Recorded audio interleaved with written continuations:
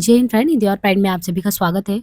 Friends, यहाँ पे देखिए यूजीसी नेट यूनिट 6 हिंदी उपन्यास विधा से संबंधित यूनिट के तहत भीष्म साहनी द्वारा रचित तमस उपन्यास पर हम चर्चा कर रहे हैं। और उपन्यास के करीबन सामान्य परिचय के पश्चात जितने भी आपने लेक्चर 10वें अध्याय तक कवर किया है, इससे आपको बहुत कुछ अंदाजा हो चुका होगा कि इस उपन्यास के केंद्र में क्या है। तमस के माध्यम से वो अंधकार, वो कालिमा से साहनी जी परिचित कराना चाहते हैं सामान्य जनमानस को कि आप तत्कालीन समय या जब भारत पाक विभाजन हुआ था उस समय भले ही आप नहीं रहे हो, लेकिन वो भयावह स्थिति को आप इस उपन्यास को पढ़ने के बाद समझ सकते हो। किस तरीके से जो है सांप्रदायिक दंगों ने आधार लिया, लोग सांप्रदायिकता के रंग में रंगे, धर्म के आधार पे आपस में बढ़ गए। ये जस्ट आपने 10वें अध्याय में देखा कि जो शहनवाज़ था वो कैसे जो है शहनवाज़ ने उसको इतना क्रोध आया कि उसने जो है जो रघुनाथ का नौकर था उसको मिल्खी को धक्का मार के उसको गिरा देता है, वो नौकर मर जाता है। उसमें क्या था, वो सांप्रदायिक रंग था, धर्म का एक एंगल था, वो धर्म की दृष्टि से चीज़ों को देखता नहीं था, ना ही मिल्खा को ये पता था मिल्की को किस तरीके से शहनवाज़ उसे मार देगा और सबके सामने ये कहेगा कि वो ऐसे ही मर गया। और देखिए कि एक परिवार जो हिंदू परिवार है, चाहे वो रघुनाथ है, उनकी पत्नी जानकी है, वो लोग कृतज्ञता भावों से भर गए हैं शाहनवाज़ के लिए कि आज के समय में जब सांप्रदायिक रूप से सब इतने विभाजित हैं, तो कोई मुस्लिम कम्युनिटी का परिवार इस तरीके से हमारा सहयोग कर रहा है। भले ही उस सहयोग में कहीं न कहीं इसके अंदर क्रोध था, छल-छद्म था और बहुत कुछ परिवेश का असर पड़ता है, तो कोई भी परिवेश के प्रभाव से पूर्णतः वंचित रह जाए या ना प्रभाव पड़े, तो वो चीज़ अलग होता है। पड़ा, इस पे भी प्रभाव पड़ा, इसलिए इसको क्रोध आया कि हमारे मुस्लिम भाइयों को मारा जा रहा है, तो इसने मिल्की को धक्का देकर और सीढ़ियों से जब धकेला तो वो उसका अंत हो गया।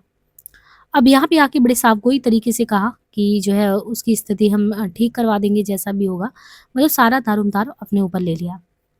अब यहाँ पे कहते हैं कि जो देवदत्त हैं, याद हो देवदत्त कौन थे? ये इनका खुद का अपना देवदत्त जो है अखाड़ा संचालक के तौर पे या बच्चों को जितने भी हैं वहाँ के मुस्लिम नहीं बल्कि हिंदू कम्युनिटी के जो स्टूडेंट थे, तो एक तरीके से उनको लाठी चलाना और सारी चीज़ों को सिखाने का काम करते थे देवदत्त।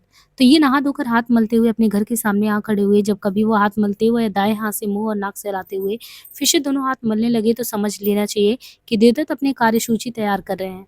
देवदत्त के दिमाग में डायरी थी, वो हाथ मलता, नाक सहलाता, डायरी में एक के बाद एक काम टाक रहा होता। रत्ते वाले साथी से रिपोर्ट नहीं आ पाएगी तो रत्ते में गड़बड़ है, किसी साथी को वहाँ भेजना होगा। शहर में दंगों को रोकने के लिए एक बार फिर कांग्रेस और मुस्लिम लीग के लीडरों को इकट्ठा करना होगा। हयात बख्श और बख्शी को आपस में मिलाना होगा। कल भी देवदत्त जैसे-तैसे बहुत से लोगों के घर बारी-बारी से गया था। राजा राम ने उसे देखते ही दरवाज़ा बंद कर लिया था। किसने? राजा राम ने। रामनाथ तुनक कर बोला था रामनाथ जो था वो तुनक कर बोला था, कम्युनिस्टों को बुरा-भला कहता रहा था, पर हयात बख्श मिलने के लिए तैयार हो गया था। हयात बख्श की आँखें लाल हो रही थी, वो नारे लगाने लगा था, लेके रहेंगे पाकिस्तान, बन के रहेगा पाकिस्तान। उसने देवदत्त को बात करने का मौका ही नहीं दिया। आज उनके पास फिर जाना होगा। देवदत्त ने फिर हाथ मले, नाक सहलाई, बख्शी जी को हयात बख्श के पास भेजो। तो इसने कहा, बख्शी जी जो अपने हिंदू कम्युनिटी से, इनको हयात बख्श के पास भेजो। अटल को साथ लेकर बख्शी जी के पास जाओ और अमीन को लेकर हयात बख्श के पास। फिर तजवीज़ देंगे और लीडरों को छोड़ो। 10-10 आदमी अगर कांग्रेस, मुस्लिम लीग और सिंह सभा के मिलकर बैठकर बात करें, तो कुछ अमन शांति कायम हो सकता है। और पार्टी ऑफिस में जाकर साथियों के साथ इसे अमली जामा पहनाना होगा। एक और मसला सामने उतरा, मजदूरों के इलाकों में गड़बड़ को रोकने के लिए एक-एक साथी काफ़ी नहीं है। रत्ता मुसलमानी इलाका है। कौन सा? रत्ता। वहाँ साथी जगदीश को भेजा जाए। अकेला जगदीश भी काफ़ी नहीं है। गाँव में फ़ौरन 2-3 साथी को भेजा जाना चाहिए, जो एक गाँव से दूसरे गाँव का दौरा करे। साथियों की कमी है, मगर जहाँ तक बन पड़े दंगों को रोकने का काम तो करना ही होगा। उसने फिर नाक पर हाथ फेरा, फिर कलाई पर बाँधी, घड़ी देखी, कम्यून में 10 बजे मीटिंग है जिसमें साथी अपने-अपने इलाके की रिपोर्ट दंगे देंगे। अब चलो। देवदत्त चुपचाप अंदर चुपके से बरामदे में से साइकिल निकालने लगा। कौन है देवदत्त? देवदत्त ने साइकिल को छोड़ दिया और कमरे के अंदर चला गया। फिर कहीं जा रहे हो? खाट पर बैठा अधेड़ उम्र का स्थूलकाय बाप बोला, मरना चाहते हो तो पहले अपने घर वालों को मार कर जाओ देवदत्त, देखते नहीं बाहर की क्या हालत हो रही है। देवदत्त दहलीज पर चुपचाप खड़ा हाथ मलता और नाक सहलाता रहा। माँ रसोई घर में से दुपट्टे के साथ हाथ पोंछती हुई अंदर आई। तुझे क्या मिलता है हम लोगों को तड़पाने में? देखते नहीं कैसे हमने रात काटी है, उधर से आग, उधर तुम रात भर गायब रहे। देवदत्त हाथ रगड़कर बोला, पीछे से मरी रोड तक और आगे से कंपनी बाग तक सारा इलाका हिंदुओं का है। चारों तरफ खाते पीते हिंदू लोग रहते हैं, आप लोगों को कोई खतरा नहीं होगा। तुझे इल्हाम हो गया है कि हमें कोई खतरा नहीं है। बाप गुर्राकर बोला। इस लाइन में 10 घरों के पास बंदूकें हैं। इसी मोहल्ले के युवक सभा वाले 3 कत्ल कर चुके हैं।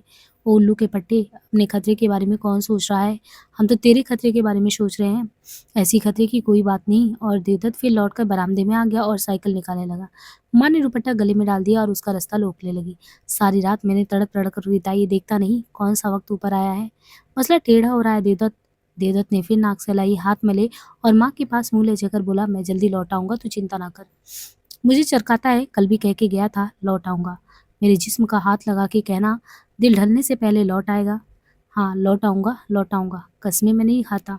और वो साइकिल लेकर आगे बढ़ने लगा। अंदर से पिताजी की आवाज़ आई, ये हरामी नहीं मानेगा। क्यों सिर खपा रही है? ये हमें जलील करके रहेगा, सुअर का बच्चा। माँ बाप का ख्याल नहीं, फसाद बंद करने जा रहा है हरामी कहीं का। देवदत्त साइकिल लेकर घर के बाहर आ चुका था। अंदर से आवाज़ बराबर ऊंची आती रही, सभी गालियां देते हैं, न काम न धाम, दो दो पैसे की पड़ियों, मजदूरों कुलियों को इकट्ठा करते फिरते हैं, उन्हें लेक्चर झाड़ते फिरते हैं, मुंह पर दाढ़ी नहीं उतरती, लीडर बन गए हैं सुअर का बच्चा। देवदत्त चौक तक पहुंच चुका था। स्थिति में पहले से कहीं अधिक उग्रता भी आ गई थी और सड़कों की सड़कें सूनी पड़ी थी। ना कोई दुकान खुली थी, ना कोई टांगा मोटर चल रहा था। अगर किसी दुकान के किवाड़ खुले होते तो समझ लो लूट ली गई हो। अगर लाठियां लिए कुछ लोग खड़े हो तो समझ लो कि उन्हीं के संप्रदाय के लोगों का वो मोहल्ला है। जहाँ वे खड़े हैं वहां से दूसरे संप्रदाय के लोगों का मोहल्ला शुरू हो जाता हो। पर सभी मोहल्ले यूं बटे नहीं थे। सड़क के किनारे किनारे के पक्के 2 मंजिले मकान, हिंदुओं के पीछे गलियों में कच्चे मकान, मुसलमानों के या देवदत्त की शब्दावली में सड़कों पर खुलने वाले मकान, मध्यम वर्ग के गलियों में खुलने वाले मकान, निम्न वर्ग के। देवदत्त चौक के बाएं हाथ से किसी ने आवाज लगाई। साइकिल पर बैठी बैठी जमीन पर पैर रखकर देवदत्त रुक गया। आगे मत जाओ, एक आदमी मरा पड़ा है। हाथ में लाठी उठाए कितने कद का एक आदमी सड़क पर आ गया। कहाँ पर? चौक के पार, ढलान पर। कौन है? मुसलमान है। और कौन? तुम इस वक्त कहाँ जा रहे हो? मैं अपने काम से पार्टी ऑफिस जा रहा हूँ। एक हिंदू उस तरफ कब्रिस्तान में पड़ा है। कहते हुए ठीक निकट के आदमी ने झुंझला कर कहा, तुम बड़ा मुसलमानों के हक में बोलते थे। तब उनसे जाकर कहो हमारी लाश ले जाएं, अपनी उठा ले जाएं। दाएं हाथ ऊपर छज्जे पर से आवाज आई, मत जाओ, वो लोग मार डालेंगे तुम्हें। ये मुसलमानों की बगल में घुसा रहता है, इसे कोई नहीं मारेगा। है तो ये हिंदू। छज्जे पर से आवाज आई। जो लोग पहले छिप लुक कर काम करते थे अब बेधड़क बाहर आ गए थे। उनसे जाकर कह दो हमारा एक मरेगा, हम उनके 3 मारेंगे। आदमी शायद मरा नहीं था, सिसक रहा था। ढलान पर उसका शरीर थोड़ा नीचे खिसक आया था। उसकी दाढ़ी थी जो पहले खिचड़ी रही होगी अब खून के रंग की थी। खाकी कोट पर जिसके बटन थे सब सस्ते, जो 1 पैसे की 8 आते। जूतों के फीते खुले, मानो अगले जहान जाने से पहले खुदा ही खोल दिए हो। कोई कश्मीरी जान पड़ता था। देवदत्त ने मुड़कर सड़क की ओर देखा। सड़क के नाके पर एक टोली खड़ी थी और उसे घूरे ही जा रही थी। दूसरी बार लाश को देखने पर उसने पहचान लिया, ये तो कश्मीरी है। ये तो कश्मीरी तो फतेहचंद के टाल पर काम करता था। कोयला और लकड़ियां घर घर पहुंचाने वाला है। फतेहचंद का टाल कुछ ही दूरी पर था। देवदत्त ने नाक सहलाई और सिर हिला दिया। यह वक्त इस आदमी को बचाने की कोशिश करने का या लाश ठिकाने लगाने का नहीं है, न ही हिंदू की लाश के दर्शन करने का है। ये वक्त पार्टी ऑफिस में पहुंचने का था। पार्टी ऑफिस में झंडे ही झंडे थे। आदमी ले देकर 3 थे। कम्युनियन में कुल 8 आदमी थे। इस समय 5 ड्यूटी पर थे। एक बुरी खबर भी थी। एक मुसलमान कॉमरेड का विश्वास टूट चुका था और वो कम्युनियन छोड़कर जा भी चुका था। अपनी बात कहते कहते उसके ओठ कांप कांप जाते और गुस्से से आग बबूला भी हो रहा था। अंग्रेज की सराहत, अंग्रेज की सराहत, इसमें अंग्रेज कहाँ से आ गया? मस्जिद के सामने सूअर फेंकते, मेरी आंखों के सामने 3 गरीब मुसलमानों को काटा है। हटाओ जी, सब बकवास है। देवदत्त बौखलाए हुए कॉमरेड को इतना ही कह पाया, जल्दबाजी में कोई काम नहीं करो साथी, हम मध्य वर्ग के लोग हैं, यानी हम मध्यम वर्ग के लोग हैं। पुराने संस्कारों का हम पर गहरा प्रभाव है। मजदूर वर्ग के होते तो हिंदू मुसलमान का सवाल तुम्हें परेशान नहीं करता। पर साथी ने बुचका उठाया और कम्यून छोड़कर निकल पड़ा। साथी का सैद्धांतिक आधार कच्चा है। जज्बात की रौ में बहकर कोई कम्युनिस्ट नहीं बनता। इसके लिए समाज विकास को समझना जरूरी है। मीटिंग शुरू हुई। शहर की स्थिति पहला आइटम था। इसमें भी मजदूर बस्तियों पर विचार करना सबसे पहले जरूरी था। रत्ते में गड़बड़ की बात गलत है। किसी मजदूर बस्ती में अभी तक कोई गड़बड़ तो हुआ नहीं। हाँ, तनाव जरूर पाया गया। साथी जगदीश मुसलमान मजदूरों की बस्ती में बैठा है। लोग अभी भी उसकी बातें ही सुनते हैं। सिख मजदूरों के वहाँ 20 घर हैं। एक भी वारदात वहाँ पर अभी तक हो नहीं पाई, लेकिन साथ ही जगदीश ने इत्तला दी है कि स्थिति बिगड़ रही है। 2 मजदूरों के बीच कल गाली गलौज हो गई थी। बाहर से आने वाली अफवाहें बहुत बुरा असर पैदा कर रही हैं। फैसला हुआ है कि कुर्बान अली को भी रत्ते में भेज दिया जाए ताकि साथी जगदीश अकेला न रहे। और देवदत्त ने कागज पर फैसला आंक लिया है। दारा गांव में जा चुके हैं, कोई खबर नहीं। आमदरफ बंदर हो चुकी है। केवल एक मोटर, गहरे नीले रंग की मोटर गांव गांव जाती देखी गई है। किसकी मोटर थी, क्यों गई, कुछ मालूम नहीं। कुछ लोगों का कहना है कि शहनवाज की मोटर थी। मीटिंग देर तक चलती रही। तीनों कॉमरेड देर तक देवदत्त के साथ बैठे विचार करते रहे। कॉपी पर एक एक आइटम पेंसिल से टिक होता गया। फिर अंतिम आइटम सामने आया, सभी पार्टियों के नुमाइंदों की मीटिंग बुलाना। ये मीटिंग नहीं हो सकेगी, एक साथी बोला। कांग्रेस दफ्तर पर ताला चढ़ा है। लीग वालों से बात करो तो पाकिस्तान के नारे लगाने लगते हैं।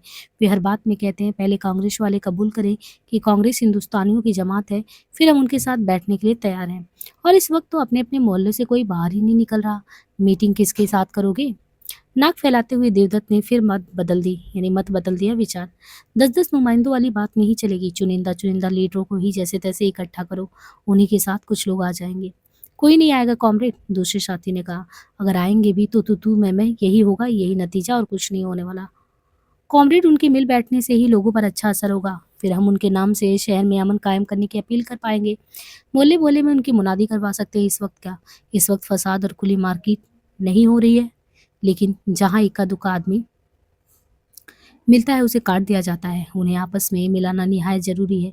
कछुक और पहलुओं पर भी विचार करना है। कहाँ पर मीटिंग बुलाई जाए? फैसला हुआ हयात बख्श के घर। मैं बख्शी जी को लाऊंगा। मुसलमानों के मोहल्ले में पहुंचने पर साथ ही अजीज मोहल्ले के 2-3 मुसलमान शहरियों को लेकर मिलेगा और हम सब हयात बख्श के घर जाकर बैठेंगे। हयात बख्श के साथ बात कर ली, अभी जाकर बात करूंगा। कॉमरेड, तुम किस दुनिया में रह रहे हो? हयात बख्श के घर पर तुम जाओगे, वहां तक तुम्हें पहुंचने कौन देगा? तुम मेरे साथ चलोगे? देवदत्त ने मुस्कुराकर अजीज से कहा। ये पानी की छींटे हैं कॉमरेड, इनसे ये आग नहीं बुझेगी। पर मीटिंग के बाद सचमुच देवदत्त और अजीज गलियां लागते, छिपते लुकते, कहीं गालियां खाते, कहीं धमकियां सुनते हयात बख्श के घर जो है उसके लिए अमन के लिए पहुंच गए। और सचमुच उस दोपहर को हयात बख्श के घर मीटिंग भी हुई। बख्शी जी को देवदत्त लाया। किसी और कांग्रेसी से देवदत्त कहता तो वो शायद नहीं आते। देवदत्त को विश्वास था कि बख्शी जरूर आएंगे, क्योंकि वो कुल मिलाकर 16 साल जेल में रह चुके थे। भले ही उनके जहन साफ ना हो, राजनीतिक गुत्थियां सुलझाने में वो असमर्थ हो, लेकिन वो खुरेजी तो नहीं है। राजनीतिक गुत्थियों के बारे में अगर देखें तो वो तुनक तुनक कर पिछले दिनों में सबसे बोल रहा था, क्योंकि वो बौखलाया हुआ अंदर से परेशान है। स्थिति उसके काबू में है नहीं। देवदत्त के साथ आते हुए सारे रास्ते कम्युनिस्टों को गालियां देते रहे, पर वो आया था। उनके साथ 2 जवान कांग्रेसी और भी आए, और मीटिंग भी हुई, और तू मैं भी हुई। और आधा घंटे तक हयात बख्श इस बात पर अड़ा रहा कि बख्शी कबूल करे कि वो हिंदुओं की नुमाइंदगी करने आए हैं, कि कांग्रेस हिंदुओं की जमात है। फिर देवदत्त ने कहा, साहिबान, ये मौका इन बहसों में पड़ने का नहीं है। बाहर लोग मर रहे हैं, घर जल रहे हैं, सुनते हैं आग गांव वालों में भी फैलनी है। इस वक्त हमारा फर्ज है क्या? मैं गुजारिश करूंगा कि हम वक्त की नजाकत को समझते हुए इस आग को फैलने से रोकने का काम करें। फिर देवदत्त ने अमन की अपील पढ़कर सुनाई। बहस फिर से चिढ़ गई। ये कांग्रेस और लीग की तरफ से नहीं हो सकता, यह हयात बख्श और बख्शी की तरफ से ही हो सकता है। नहीं, इसमें और लोगों को भी शामिल किया जाए। फिर लोग थक गए और हयात बख्श के कान में उसके बेटे ने कहा कि अपील कर, दरख्वास्त करने से कोई फर्क नहीं होगा। अमन की अपील ही तो है। तो उसने दरख्वास्त कर दिए, यानी दस्तखत। बख्शी ने भी दस्तखत कर दिए। फिर पाकिस्तान जिंदाबाद के नारे लगे, और इन्हीं नारों के बीच बख्शी जी अभी जूता पहन रहे थे कि खबर आई कि रत्तों में मजदूरों की एक बस्ती में भी फसाद हो गया और 2 सिख बढ़ई मार डाले गए। पहले तो देवदत्त ने खबर को झूठा कहा, मानने से इनकार कर दिया। वहां पर दंगा आपने देखा है अपनी आंखों से, कौन खबर लाया है? ये वाक्य तो अंत तक दोहराता रहा, पर उसका सिर झुक गया और उसे लगा कि अगर मजदूर आपस में लड़ सकते हैं तो ये विष बहुत गहरा असर कर चुका है। तो फिलहाल इस मीटिंग को पानी पर खींची लकीर ही समझना चाहिए। और तभी देवदत्त ने मन ही मन फैसला किया कि दफ्तर से साइकिल उठाओ और सीधे रत्ता पहुंचो। जो भी हो, रत्ता पहुंचो। अकेले साथी जगदीश के बस की ये बात नहीं है। मेरे पहुंचने से शायद स्थिति बेहतर हो जाए, मजदूर आपस में ना लड़े। पर जब देवदत्त जैसे तैसे दफ्तर में पहुंचा तो उसका बाप वहां पहले से मौजूद था, हाथ में छड़ी उठाए हुए। और जब देवदत्त ने स्थिति का मार्क्स विश्लेषण किया और बताया कि दंगा रोकने की कोशिश जारी है, और फिर साइकिल निकालने लगा, तो उसका बाप पेपर उठा। उल्लू के पट्टे हरामी, कोई मार डालेगा तो लाश उठाने वाला भी कोई नहीं मिलेगा। तू देखता नहीं वक्त कैसे जा रहा है? तू अकेला दंगा रोकने जा रहा है। और बाप ने गली में खुलने वाले दरवाजे बंद कर दिए। उनका मन चाहता था कि बेटे को धुन दे। उसने छड़ी भी उठाई, पर फिर दहाड़ कर रो पड़े, क्यों हमें रुला रहा है? हमारा तू एक ही बेटा है, कुछ समझ क्यों नहीं लेता? तू छकल कर देख, तेरी माँ कितनी परेशान है। तू कहता है तो पगड़ी तेरे पैरों पर रख दूं, चल घर। देवदत्त ने नाक सहलाई, हाथ मले, स्थिति टेढ़ी हो रही थी। किसी को बीच में डालना होगा, इन्हें घर तक पहुंचाना होगा। मुझे रत्ता जाना है, उसने बोला। मैं रुक नहीं सकता, पर मैं आपको घर पहुंचाने का इंतजाम किए देता हूँ। साथ ही रामनाथ आपके साथ जाएगा। उसी दोपहर एक और मौत हुई। जर्नैल जो था वो मारा गया। ये वही जर्नैल जो एक तरीके से जिसके ज़हन में जो है देश के प्रति जो है, जो प्यार था, सम्मान था, उसमें कोई खोट नहीं था। लेकिन इसे भी लोगों ने नहीं छोड़ा, उस दंगे में ये भी बलि का बकरा बना। सनकी तो वो पहले ही था, बगल में छड़ी दबाए लेफ्ट राइट करता हुआ दंगा रोकने निकल पड़ा। कोई नहीं जानता था कि उसके मन में कोई विचार उठते थे या नहीं, पर दिल में वलकले ज़रूर उठते और कदम ज़रूर उठते और दिमाग में शायद सनक भी। शहर में दंगा हो रहा था, ये कोई अच्छी बात है, और वे सभी कांग्रेसी गद्दार जो घर पर बैठे हुए हैं, ये अकेला मरने को निकल आया। वो निकला और जगह-जगह सड़क के किनारे कभी एक चबूतरे पर तो कभी दूसरे पर खड़ा होकर लेक्चर देता। साहिबान, मैं आपको इत्तला देना चाहता हूँ कि श्री नेहरू, जिन्हें रावी के किनारे पूर्ण स्वराज की शपथ ली थी और वो वहाँ रावी के किनारे नाचे थे और मैं भी नाचा था और हमने शपथ ली थी। आज जो लोग घरों में बैठे हुए सब गद्दार हैं, मैं एक-एक को जानता हूँ। मैं पूछता हूँ, ये लोग घरों में बैठे क्या कर रहे हैं? इन्हें बुर्का पहनकर बैठना चाहिए।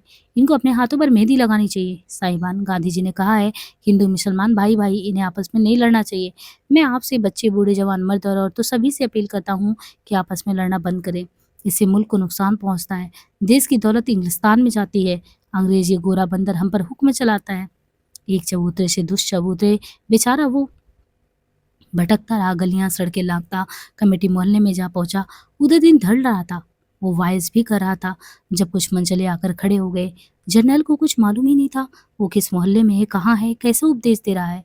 साहिबान, मैं आपसे कहता हूँ कि हिंदू मुसलमान भाई भाई हैं। शहर में फसाद और आगजनी हो रही है और उसे कोई रोकता नहीं। बस इतना ही कहना था। डिप्टी कमिश्नर अपनी मेम को बाहों में लेकर बैठा और मैं कहता हूँ कि हमारा दुश्मन अंग्रेज है। गांधी जी कहते हैं कि वही हमें लड़ाता है और हम भाई भाई हैं। हमें अंग्रेजों की बातों में नहीं आना चाहिए। और गांधी जी का फरमान है कि पाकिस्तान मेरी लाश पर बनेगा। मैं भी यही कहता हूँ कि पाकिस्तान मेरी लाश पर बनेगा। हम एक हैं, हम भाई भाई हैं, हम मिलकर रहेंगे।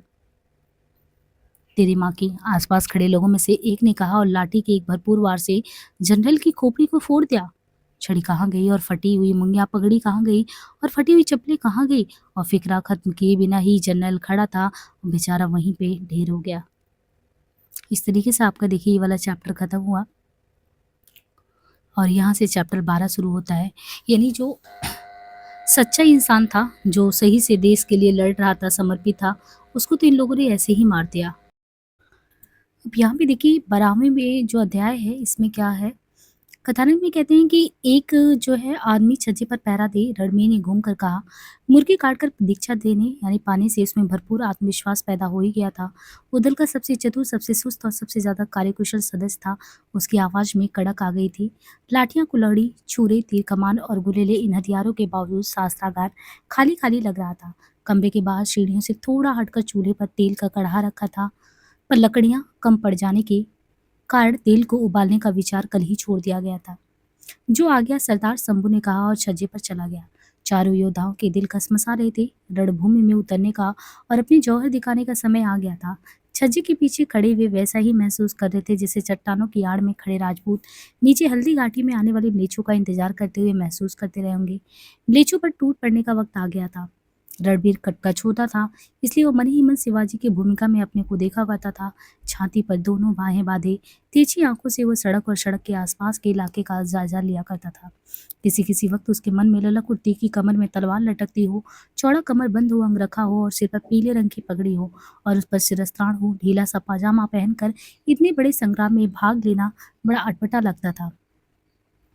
पजामा और सीधी सादी कमीज और नीचे फटी हुई चप्पल वीर सैनिक का बाना ही नहीं, पर जो अधिकार भाव उसके वेशभूषा में नहीं था, उसे रणबीर ने कड़क कर हुक्म देने वाली अपनी आवाज से पूरा कर लिया।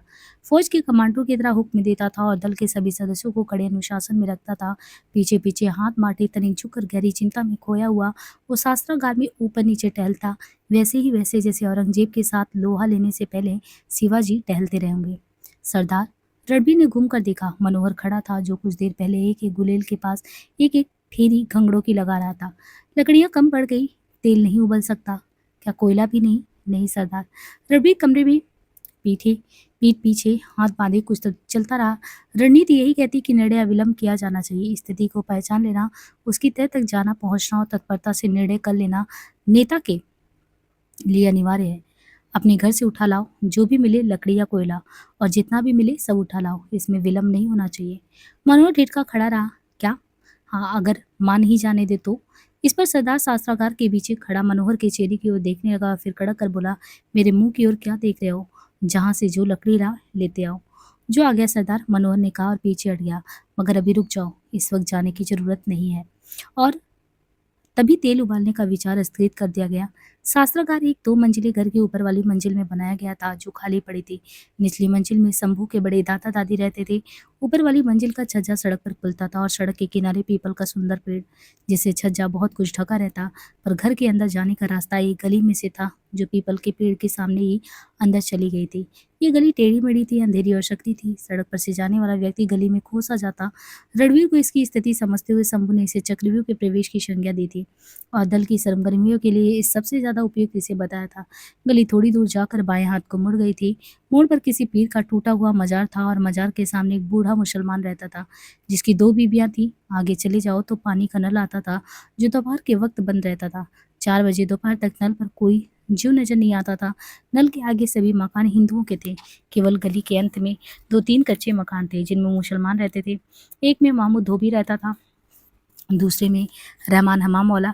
इसके अलावा जगह जगह से दाएं बाएं अन्य गलियां भी निकली थी। अगर मिलिच पर हमला इस गली में किया जाए तो वह पानी के नल और गली के चोर के पीछे के हिस्से में ही किया जा सकता। खतरा हो तो किसी न किसी हिंदू के घर की ड्योढ़ी में घुसा जा सकता था। तुम गली में रहने वाले म्लेच्छों को जानते हो? रणबीर ने शंभू से पूछा। हाँ सरदार, मैं इन्हें जानता हूँ। महमूद धोबी हमारे घर की कपड़ा धोता था और पीर की कब्र के सामने जो मियाँ जी रहते हैं, वे मेरे दादाजी के साथ बहुत उठते बैठते थे। तुम इस गली में काम नहीं करोगे? रणबीर ने निर्णायक स्वर में कहा। शंभू हतोत्साहित हो गया। आज ये लोग अपने पहले शिकार पर धावा बोलने वाले थे। चारों वीर उत्तेजित थे। अभी तक केवल तैयारी ही चल रही थी। आज रणभूमि में जौहर दिखाने का समय आ गया था। आज रण में जाके धूम मचा दे बेटा। धर्मदेव के कानों में वीर रस भरे इस गीत की पंक्ति देर से गूंज रही थी। मनोहर तनिक चिंतित था। वो अपनी माँ से कुछ भी कहे बिना चला आया था और अब 3 के 2 बजे थे और मनोहर को डर था कि चौका समेटने के बाद उसकी माँ उसे ढूंढने निकल जाएंगी और कौन जाने ढूंढती ढूंढती इधर आ जाए। रणबीर ने यानी तीनों योद्धाओं को शास्त्रागार में इकट्ठा किया और रणनीति पर विचार करते हुए बोला, शत्रु पर उबलता तेल डालने का समय अभी नहीं आया। उबलता तेल उस समय डाला जाता है जब शत्रु अपने दुर्ग पर हमला कर दे और आप हथियारों से उसका मुकाबला ना कर सकते हो। फिर उसने तनिक सोचकर कहा, यहाँ केवल छुरा चलेगा, वो भी कमानीदार छुरा। फिर उसने इंद्र को संबोधित करके कहा, एक बार फिर पैतरा करके दिखाओ, उठाओ छुरा दासी पर से। इंद्र फुर्ती से छुरा उठा लाया। कमरे के बीचों बीच दोनों टांगे फैलाए वो क्षण भर के लिए खड़ा रहा। छुरे की मूठ उसके दाएं हाथ में थी और उसका बल पीछे की ओर था। फिर बायां कदम उठाकर वो उछला और हवा में अर्धवित काट कर फिर दोनों टांगे फैलाए रणवीर की पीठ की ओर मुंह किए फर्श पर उतरा। इसी बीच उसने रणवीर की कमर को निशाना बनाते हुए उल्टे हाथ से छुरी का वार संकेत किया। रणवीर ने सिर हिलाया। शत्रु की छाती अथवा पीठ को कभी भी निशाना नहीं बनाओ। किसने कहा? रणवीर ने कहा कि उसने सर हिलाया और उसने कहा कि शत्रु की छाती अथवा पीठ को कभी भी निशाना नहीं बनाओ। वार हमेशा कमर में करो या पेट में और घुमावदार छुरा झोंकने के बाद उसे अंदर ही अंदर थोड़ा मोड़ दो। इससे अतड़ियां बाहर आ जाएगी। अगर तुम भीड़ में शत्रु पर वार करते हो तो छुरा बाहर खींचने की कोशिश नहीं करो, उसे वहीं रहने दो और भीड़ में खो जाओ। रणवीर वही कुछ बोले जा रहा था जो उसने मास्टर देवव्रत के मुंह से सुना था। थोड़ी देर बाद दल 2 हिस्सों में बढ़ गया। पहले हमला इंद्र के हाथों किया जाएगा, इसलिए इंद्र, शंभू और सरदार शास्त्रागार को छोड़कर नीचे ड्योढ़ी में आ गए, जबकि मनोहर तो ऊपर ही रहा। फैसला किया गया कि सड़क की ओर छज्जे पर खड़ा सैनिक जो नजर रखेगा और गली में आने जाने वाले लोगों पर रणबीर और इंद्र और शंभू। यहाँ से ये देखिएगा, यहाँ से क्वेश्चन भी आता है ना, कि कौन मारने के लिए उतरा था। तो पहला हमला इंद्र के हाथों होना था और जो इंद्र था, शंभू था, सरदार थे, ये शास्त्रागार को छोड़ के नीचे आ गए थे और जो मनोहर था वो ऊपर ही रह गया। फैसला किया गया कि सड़क की ओर छज्जे पर खड़ा सैनिक नजर रखेगा और गली में आने जाने वाले लोगों पर रणबीर, इंद्र और शंभू। और रणवीर के हुक्म से ही इंद्र ड्योढ़ी में से निकलकर शत्रु पर हमला करेगा। गली में घूमने वाले दरवाजे को थोड़ा सा खोल देने पर सड़क का कुछ हिस्सा और गली का शुरू का हिस्सा नजर आते थे। पीपल के तने के पार सड़क का हिस्सा था जो दोपहर की धूप में चमक रहा था। गली के सामने एक तांगा रुका। रणबीर ने दरवाजे को लगभग पूरा मुड़ दिया और एक पतली सी दरार में से बाहर की ओर झांकने लगा। कौन है? इंद्र ने फुसफुसाकर पूछा। रणबीर चुप रहा। अन्य 2 सैनिकों ने भी आगे बढ़कर दरार पर आंख लगाई। जलाल खान। जलाल खान है, नवाबजादा जलाल खान, शंभू बोला। ये सड़क के किनारे सामने वाले मकान में रहता है। हमारे मोहल्ले का बहुत बड़ा रईस है। डिप्टी कमिश्नर से मिलने भी चाहता है, शंभू एक सांस में कह गया। दरार में से क्षण भर के लिए उसका सफेद तूरा चढ़ी हुई मूछें और लाल दमकता चेहरा नजर आया, पर जैसे ही वो सामने आया वैसे ही वो ओझल भी हो गया। गली में से गुजरते हुए उसकी सरसराती सलवार और चरमराते जूते सुनाई दिए। कुछ निर्णय कर सकने के पहले ही वो अपने घर के अंदर जा चुका था। तीनों वीर सैनिक ठगे से खड़े रह गए। वो यूं ही कद में बहुत ऊंचा लंबा था। उसे सामने से जाता देखकर तीनों सहम से गए और सोचने का मौका ही नहीं मिला। मास्टर जी ने कहा था कि अपने शत्रु की ओर ध्यान से कभी नहीं देखो। इससे निश्चय ही जो निश्चय हमारा होता है वो डगमगाने लगता है। किसी भी जीव की ओर ध्यान से देखो तो उसके प्रति दिल में सहानुभूति पैदा होने लगती है। ऐसा कभी नहीं होने देना चाहिए। पीछे गली में कोई दरवाजा खुला और फिर खड़ाक से बंद हो गया। तीनों के कान खड़े हो गए। रणवीर ने दरवाजे के पर्दों को इस तरह से खोला कि पर्दों के बीच की दरार गली की ओर खुल गई। कौन है? इंद्र ने फुसफुसाकर पूछा। म्लेच्छ है, रणवीर बोला। दोनों मित्र ऊपर नीचे दरार से आंख लगाकर खड़े हो गए। एक दाढ़ी वाला बड़ी उम्र का आदमी गली में से चलता हुआ सड़क की ओर आ रहा था। मियाँ जी हैं, शंभू पहचानते हुए बोला।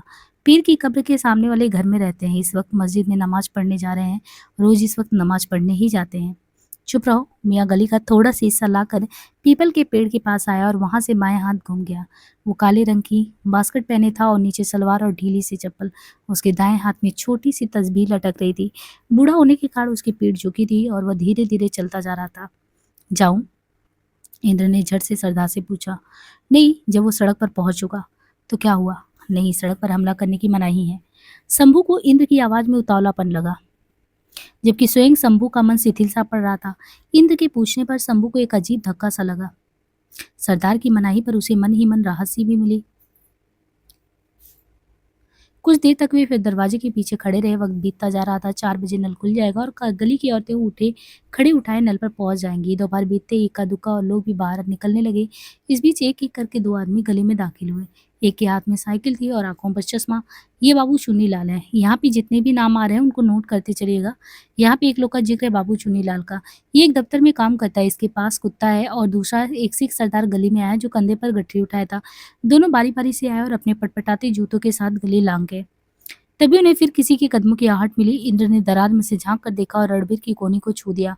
कौन है? इंद्र कुछ नहीं बोला और बाहर देखता रहा।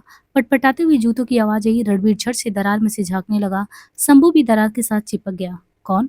कोई खोमचे वाला है? इंद्र ने फुसफुसाकर कहा। नहीं, इत्र फुलेल वाला बेचता है। दूर कहीं रहता है। इस वक्त रोज इधर से गुजरता है। मिलेच्छ है। एक भारी भरकम आदमी मेहंदी से रंगी मूछों और कूची दाढ़ी वाला अपने अगल बगल बहुत से थैले लटकाए पीपल के पेड़ के नीचे से होकर गली के अंदर आ गया। बोझ के कारण उसके माथे पर पसीना की बूंदें भी आई थी। उसके दाएं कान में रुई के फाहे भी थे और ऊपर 2-3 सलाइयां भी थी। रणबीर को लगा जैसे उसकी पीठ पीछे कोई हरकत हुई हो। उसने घूम कर देखा। इंद्र का हाथ अपनी जेब में रखे घुमावदार छुरे पर चला गया था। क्षण बीत रहे थे और निर्णय का वक्त आ गया था। और ये आदमी जो था, ये म्लेच्छ था या अजनबी? थैलों से लदा था, ना भाग सकता था, ना अपने को बचा सकता था, और थका हुआ भी लग रहा था।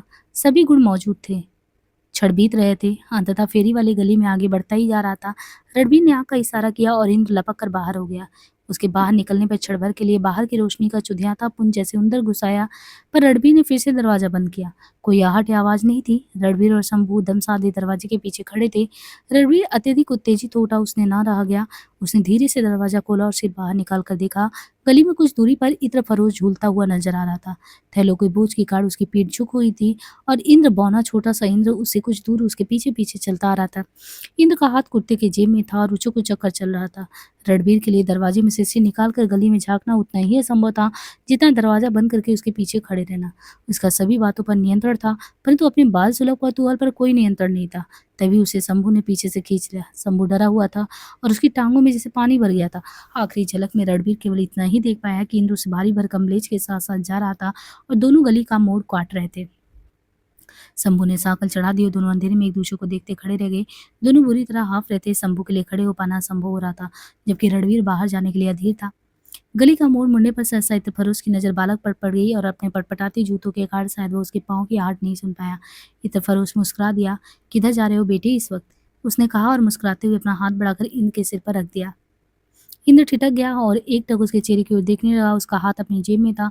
इंद्र के अवचेतन में ये बात उठी कि इस आदमी के गाल फूले हुए हैं और मास्टर जी ने एक बार कहा था कि फूले हुए गालों वाले लोग बुज़दिल होते हैं और उनका मैदा खराब होता है और वे भाग भी नहीं सकते, जल्दी हाँफने लगते हैं।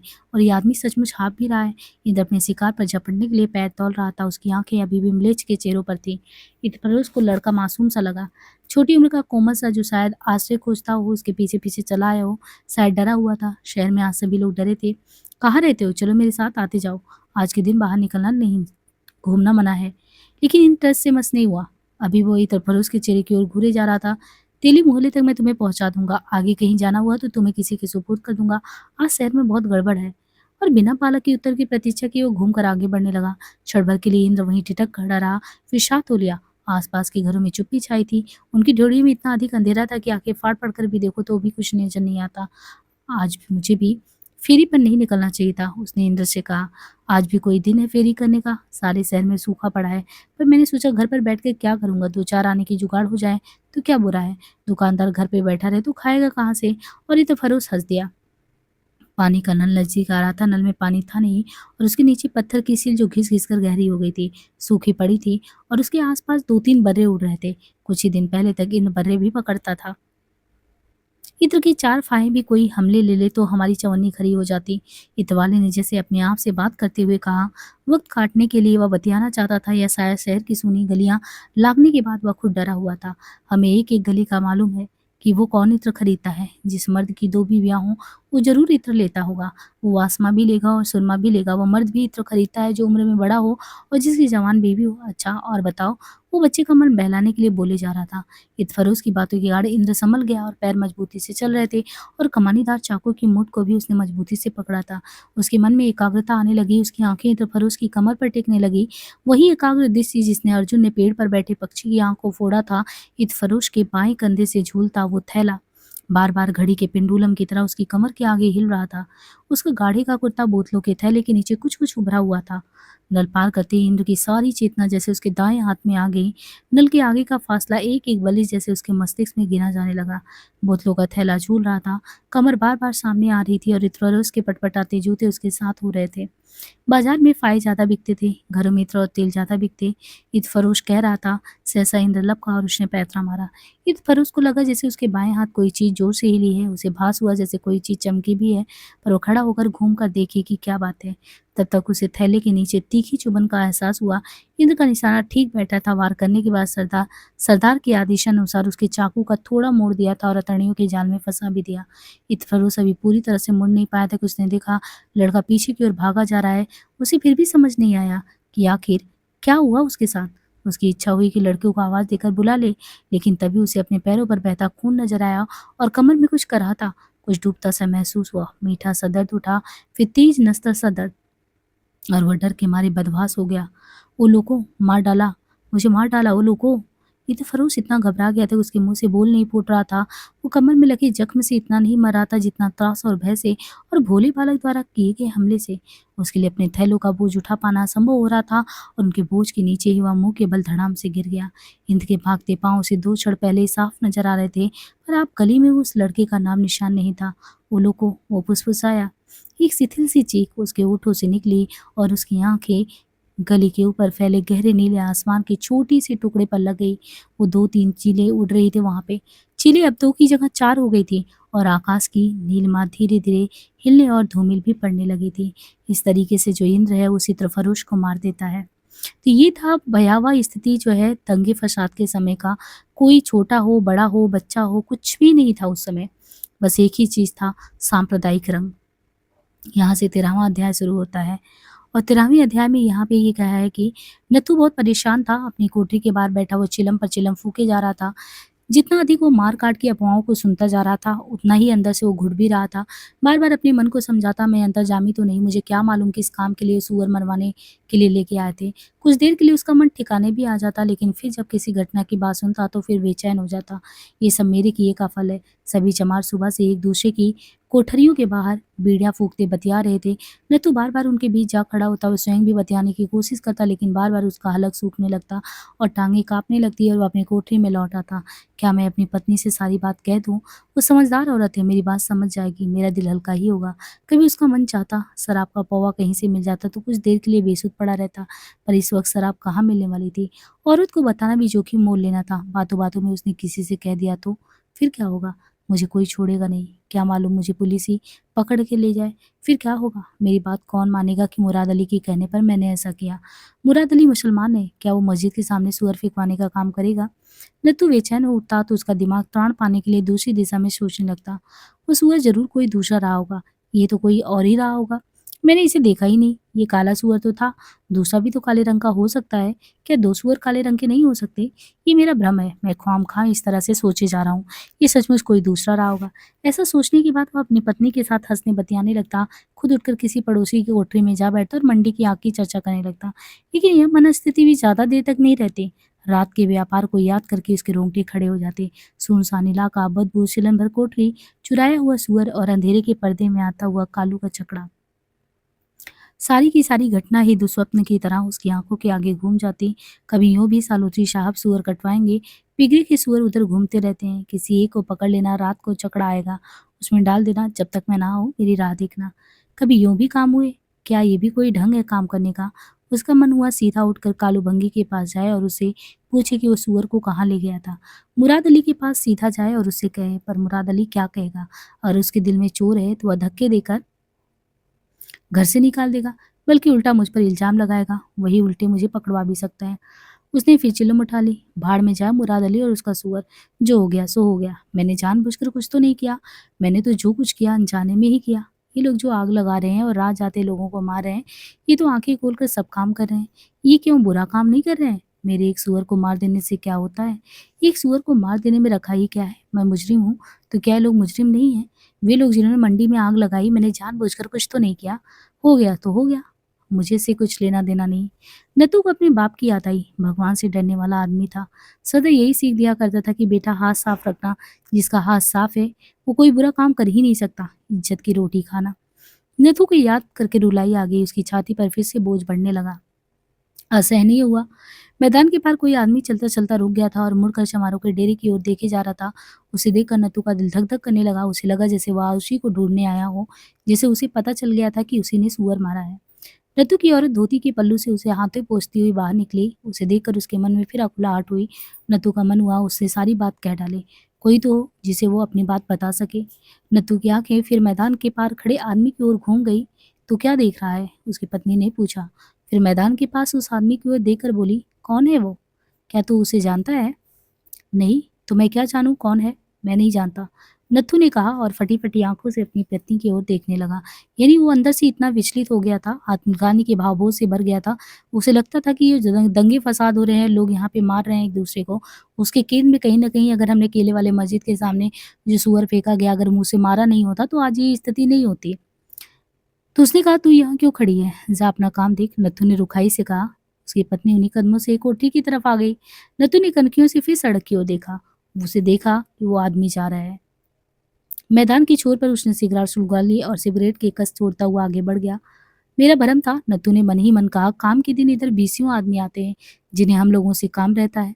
उसका मन आश्वस्त हो गया। नाहा की औरत से खींच कर बोला, सुन तो। उसने पत्नी को पुकार कर कहा, थोड़ी चाय बना दे। उसकी स्त्री दहलीज पर लौट आई।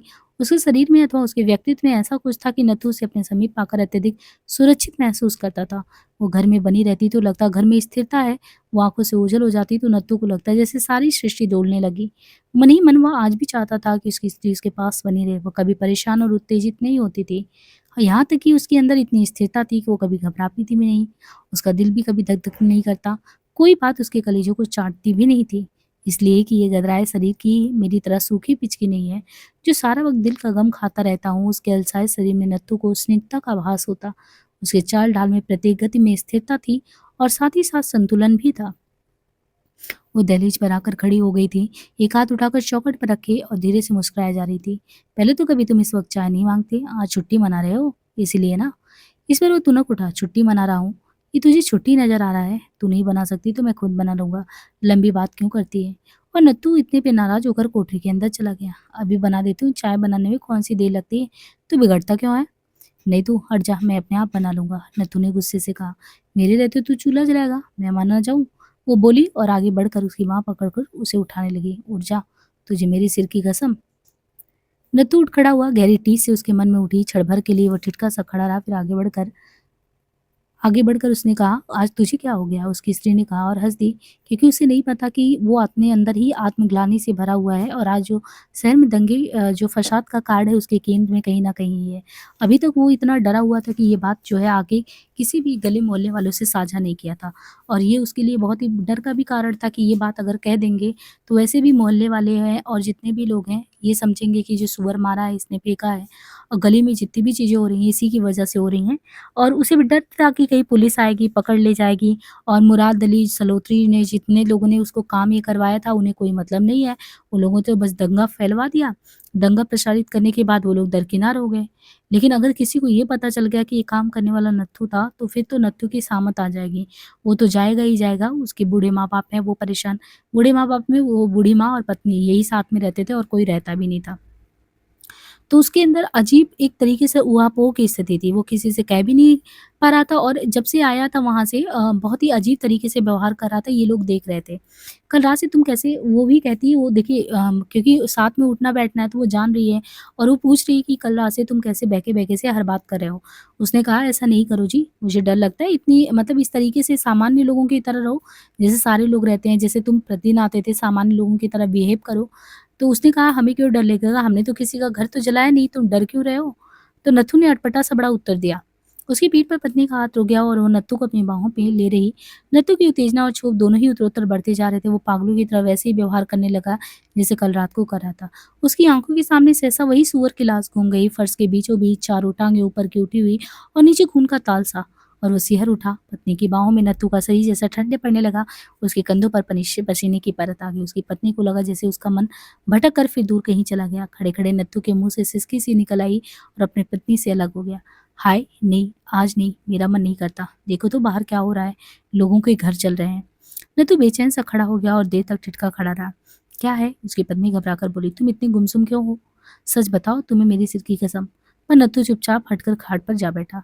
क्या हुआ? कुछ नहीं, कुछ तो हुआ। तुम मुझसे छिपा क्या रहे हो? हुआ क्या है? तो उसने कहा नहीं कुछ नहीं, ऐसा कुछ नहीं है। उसने कहा फिर से। पत्नी नत्थू के पास आ गई और उसके सिर पर हाथ फेरते हुए बोली, तू बोलता क्यों नहीं? कुछ कहने को हो तो बोलूं? उसने धीरे से कहा। चाय बना दूं? ठहर मैं बनाती हूँ। मुझे चाय नहीं चाहिए। अभी तो खुद बनाने को कह रहे थे, अभी नहीं चाहिए? नहीं। अच्छा फिर चल खाट पर चल। उसकी पत्नी ने हंसकर कहा। नहीं, खाट पर भी नहीं। नाराज हो गया है? तू मेरे साथ बात बात पर नाराज भी होने लगा है? पत्नी ने उलाहने के स्वर में कहा। नत्थू चुप रहा। वो सचमुच विसूरते बच्चे की तरह व्यवहार कर रहा था। तू कल रात कहाँ गया था? तूने मुझे कुछ भी नहीं बताया। नत्थू की पत्नी ने कहा और उसके साथ फर्श पर बैठ गई। नत्थू ने ठिठक कर पत्नी की ओर देखा। इसे जरूर पता चल गया होगा, सभी को देर सवेर पता चल ही जाएगा। नत्थू को लगा जैसे उसकी टांगें कांपने लगी हों। बताएगा नहीं तो मैं यहीं सिर पटूंगी। तो कभी भी मुझसे दिल की बात नहीं छिपाता था, आज क्यों छिपाने लगा? नत्थू की आंखें देर तक पत्नी के चेहरे पर टिकी रही। अगर इसे शक हो गया तो न जाने क्या सोच रही होगी, मेरे बारे में क्या सोचने लगी होगी। मेरी पत्नी की विश्वास भरी और याचना भरी आंखें अभी उसकी ओर देखे ही जा रही थी। फिर सहसा वो अपने आप ही बोलने लगा, तुझे मालूम है मंडी में आग क्यों लगी है? मालूम है, मस्जिद के सामने किसी ने सुअर मारकर फेंक दिया। इस पर मुसलमानों ने मंडी को आग लगा दी। वो सुअर मैंने मारा था। नत्थू की पत्नी को काटो तो खून नहीं। तूने तूने ये बुरा काम क्यों किया? और उसके चेहरे पर से सारा खून उतर गया और वो नत्थू की ओर फटी आंखों से देखने लगी। नत्थू ने धीरे धीरे सारा किस्सा कह सुनाया। सुअर को फेंकने भी तू गया था? पत्नी ने पूछा। नहीं, कालू उसे छकड़े पर लाद कर ले गया था। कालू तो मुसलमान है, वो कैसे ले गया? कालू मुसलमान नहीं, वो ईसाई है, गिरजे में जाता है। उसकी पत्नी देर तक उसके चेहरे की ओर देखती रही। तूने बहुत बुरा काम किया है, पर इसमें तेरा क्या दोष? तुझसे लोगों ने धोखे से काम करवाया, तूने धोखे में आकर ये काम कर दिया। वो मानो अपने से बात करती हुई बोल बताई। पर नत्थू की बात सुनकर वह सिर से पांव तक कांप गई थी। उसकी पत्नी को लगा जैसे किसी भयानक ग्रह की छाया उसके घर पर पड़ गई, जो उपवास करने से भी नहीं टलेगी, प्रायश्चित करने से भी नहीं टलेगी, पर फिर भी उसके मन पर बराबर बोझ बना रहा। नत्थू के दिल में से गहरी ऊँख सी उठी। पति ने आंख उठाकर नत्थू की ओर देखा। उसे विचलित देकर उसकी पत्नी के दिल में फिर ममता का स्रोत फूट पड़ा। वो उठकर नत्थू के पास जा बैठी और उसका हाथ पकड़कर बोली, तभी तो मैं कहूँ इतना परेशान क्यों है तो? मुझे क्या मालूम तूने मुझे बताया क्यों नहीं? अपना दुःख मन के अंदर नहीं रखते। मुझे मालूम होता तो मैं ये काम क्यों करता? नत्थू बुदबुदाया, मुझसे तो कहा सालूजी साहब ने सूअर मांगा है। फिर नत्थू अपनी उधेड़ बुन में और भी गहरा डूबता हुआ बोला, कल रात मुराद अली को मैंने देखा था। वो मेरे साथ बोला ही नहीं। मैं उसके पीछे पीछे भागता था और वो आगे आगे भागता गया। उसने मेरे साथ बात तक नहीं की। नत्थू की आवाज अनिश्चय में खो गई। मानो उसके मन में संदेह उठने लगा हो कि क्या सचमुच उसने मुराद अली को देखा भी था या ऐसे ही। कितने पैसे मिले थे? यानी इसने पूछा कि तुम्हें सूअर मारने के कितने पैसे मिले थे? 5 रुपए। वो मुझे पेशगी ही दे गया था। 5 रुपए? इतने ज़्यादा? तूने क्या किया उन रुपयों का? कुछ नहीं, 4 रुपए बच रहे हैं, उधर ताकी पर रखे हैं। मुझे बताया क्यों नहीं? मैंने सोचा तेरे लिए धोतियों का जोड़ा लाऊंगा। मैं इन पैसों से धोतियों लूंगी। मैं इन पैसों को आग नहीं लगाऊंगी। नत्थू की पत्नी ने आवेश में कहा, तुमसे ऐसा कुकर्म करवाया? वो फिर संभल गई। मुस्कुराने की निसफल चेष्टा करते हुए बोली, ये तो तेरी कमाई के पैसे हैं, मैं क्यों नहीं लूंगी? इनसे जो कहेगा वो लूंगी। उठ खड़ी हुई और ताक के पास गई। एड़ियां उठाकर ताक के ऊपर रखी रकम को देखा, फिर पति की ओर लौट आई। नत्थू की गर्दन और भी ज्यादा झुक गई और फिर किसी गहरी अंधेरी खो में जा पहुंचा। तूने वो आदमी देखा था जो मैदान के पार खड़ा था? नत्थू ने सिर ऊपर उठाकर पूछा। हाँ, तो मगर इससे क्या? मैं सोचता हूँ वो बागड़ी था जिसका सुगर मैंने अंदर खींच लिया था। उसे जरूर पता चल गया होगा। तुम्हें क्या हो गया? पता चल गया है तो आकर तुमसे ले ले। तुम कैसी बहकी बहकी बातें करने लगे हो जी? नत्थू की पत्नी ने ऊंची आवाज में कहा। फिर सिर पटाकर बोली, देखो जी, हम लोग चमड़े का काम करते, जानवरों का खाल खींचना, उन्हें मारना हमारा काम है। तूने सुअर को मारा, वो उस मस्जिद के सामने फेंके या हाट बाजार में फेंचे, इससे हमें क्या? और तुम्हें क्या मालूम वही सुअर था या नहीं जिसे मस्जिद के सामने फेंका गया था? तिरश में क्या है? फिर वो बड़ी लापरवाही के अंदाज में बोली, मैं तो इन पैसों से धोतियां लूंगी, वो भी जरूर लूंगी। तेरी कमाई के पैसे हैं, मेहनत की मजदूरी है। और फिर ताकी की ओर लौट गई और हंसते चहकते हुए ताक पर से पैसे उठा लिए। फिर उसी क्षण उन्होंने वहीं पर पैर रखे। हाँ, मुझे क्या, तू ठीक ही तो कहती है। मुझे क्या, बाढ़ में जाए मुराद अली और उसका सूअर। मैं कल भी तो यही कहता था। नथु ने कहा और आश्वस्त सा महसूस करने लगा। अब पूरे 15 रुपए मेरे पास हो गए हैं। अब तू भी अपने लिए कुछ ले लेना। मुझे कुछ नहीं चाहिए। नत्थू भाव उद्वेलित होकर बोला, जब तू मेरे पास होती है तो मुझे लगता है मेरे पास सब कुछ है। नत्थू की पत्नी झट से कोठरी के कोने में रखे चूल्हे के पास जा बैठी और चाय बनाने लगी। जिसका दिल साफ होता है उसे भगवान कुछ नहीं कहते। नत्थू की पत्नी बोली, हमारा दिल साफ है, हमें किसी का डर क्यों? फिर वो बैठी बैठी बोली, मुझे तो बताया, अब डेरे में और किसी से नहीं कहना। यानी ये बात मुझे तो बता दिया और किसी को बताओगे तो खतरा ही होगा हम पे। उसने कहा, नहीं, मैं क्यों कहूंगा, तू भी किसी से नहीं कहना। नत्थू की पत्नी गिलासों में चाय डाल रही थी जब मैदान पार भागते कदमों की आवाज आई। नत्थू की पत्नी का हाथ ठिठक गया। उसने आंख उठाकर नत्थू की ओर देखा पर बोली कुछ नहीं, उल्टे मुस्कुरा दी। थोड़ी देर बाद बाड़े में किसी चमार की आवाज आई। एक चमार दूसरे से पूछ रहा था, क्या हुआ है चचा? दंगा हो गया है रास्ते में। कहाँ? अरे रास्ते में हिंदू मुसलमान का दंगा हो गया है, कहते हैं 2 आदमी मारे गए। ये आदमी कौन था जो भागा जा रहा था? नहीं मालूम कौन था, कोई बाहर का आदमी रहा होगा। कोठरी के अंदर और बाहर फिर से चुप्पी हो गई और चमार अपनी कोठरी के अंदर चला गया था। ये पिछवाड़े। नथु के हाथ में चाय का गिलास देते हुए उसकी पत्नी ने कहा, तुम भी जाओ, डेरे वालों से मिल लो। चलो, मैं भी चलती हूँ, यहाँ बैठे बैठे क्या करेंगे? नथु की पत्नी उठी और अनायास ही झाड़ू लेकर कोठरी बुहाने लगी। एक एक कोना, एक एक चीज उठाकर नीचे से झाड़ू लगाने लगी। उसे स्वयं मालूम नहीं था कि वो ऐसा क्यों कर रही है। जैसे झाड़ू से वो किसी छाया को कोठरी में से बुहार कर बाहर कर देना चाहती हो। देर तक वो कोठरी को बुहारती रही। फिर उसने कोठरी के फर्श को धोया, खूब पानी डाल डाल कर फर्श धोती रही। पर अंत में जब थक कर खाट पर बैठी तो उसे लगा जैसे बंद दरवाजे की दरारों में से बड़ी छाया फिर कोठरी में लौट आई है। कोठरी अंधेरी पड़ गई है और छाया कोठरी के अंदर चारों ओर मुस्कुराने लगी है।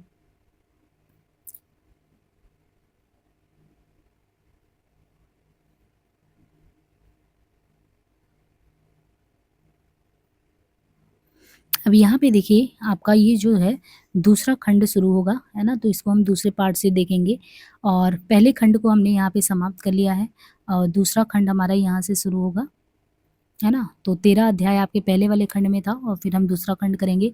मुझे उम्मीद है आपको बहुत अच्छे से समझ में आ रहा होगा और किसी को जो है मुझसे जुड़ना है तो ये नंबर है। पेड क्लास भी चलता है रात को 10 बजे। कोई भी अगर यूजीसी नेट का और यूपीएससी हिंदी राइटिंग की बैच को जो है उसमें जुड़ना चाहता है तो यहाँ पे सिर्फ मैसेज कर सकता है, ओनली व्हाट्सएप मैसेज। और बाकी आप लोग अच्छे से करते रहो, है ना? सारे उपन्यास आपको कराए जा रहे हैं। और एक चीज़ और भी है, अगर आप इन सारे जो भी लेक्चर हैं उनको फॉलो कर रहे हैं, ध्यान से सुन रहे हैं, तो हम आपसे उम्मीद कर सकते हैं कि जो भी गंभीर विद्यार्थी वो मेरे अपने ही हैं, क्योंकि वो इतना लंबा समय दे रहे हैं, अगर उपन्यास को इतने धैर्य से सुन रहे हैं, तो मैं निस्संदेह से ये समझती हूँ कि उन्होंने कुछ तो समझा होगा कि हाँ, कोई भी चीज़ 15 घंटा का आधे घंटे में कन्वर्ट नहीं हो सकता। और मैं ये चाहूँगी कि आप लोग प्लीज़ मैसेज करें, कमेंट बॉक्स में ज़रूर अपने रिप्लाई दें, ताकि मुझे लगे कि हाँ, कुछ तो लोग हैं जो रेगुलर फॉलो कर रहे हैं और मैं उतनी ही ऊर्जा के साथ जो भी चीज़ें दूँ, पूरी निष्ठा के साथ आपको देती रहूँ। तो मुझे इंतज़ार रहेगा आप लोगों के कमेंट का। तो आज के लिए इतना ही, बाकी जो भी सुझाव कमेंट में दीजिएगा, आपका स्वागत है और मैं सभी के सुझाव को अपने जो भी आगे वाले लेक्चर आएँगे उनको उसमें सम्मिलित करती चलूँगी। आज के लिए इतना ही, धन्य